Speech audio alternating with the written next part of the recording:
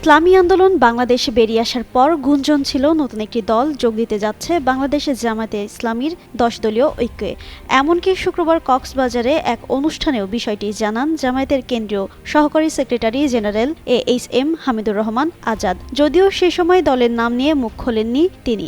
অবশেষে জানা গেল সেই দলের নাম। বিএনপির জোট থেকে বেরিয়ে আসা লেবার পার্টিতে যুক্ত হয়েছে জামায়াত এনসিপির জোটে। এতে 11 দলীয় জোট নিয়ে এবার ভোটের মাঠে নামতে যাচ্ছে জামায়াত।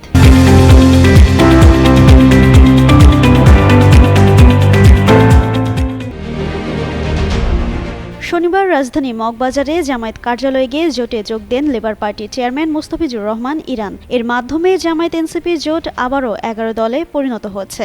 যদিও লেবার পার্টি জোট থেকে আসন পাচ্ছে না, নিজে নির্বাচন না করলেও জোটের পক্ষে কাজ করবেন। লেবার পার্টি প্রায় 13 বছর ছিল বিএনপি জোটে, তবে আগামী নির্বাচনে দলটিকে আসন ছাড়া হয়নি। এতে ক্ষুব্ধ হয়ে বিএনপিকে ছেড়ে জামায়াতের সঙ্গে যোগ দিয়েছে মোস্তাফিজুর রহমান ইরানের দলটি। শনিবার সন্ধ্যায় জামায়াতের কার্যালয়ে সংবাদ সম্মেলনে জামায়াতের সহকারী সেক্রেটারি জেনারেল ও মাওলানা ATM মাসুম জানান, লেবার পার্টি আনুষ্ঠানিকভাবে জোটে যুক্ত হয়েছে। লেবার পার্টির 15 জন প্রার্থী রয়েছেন।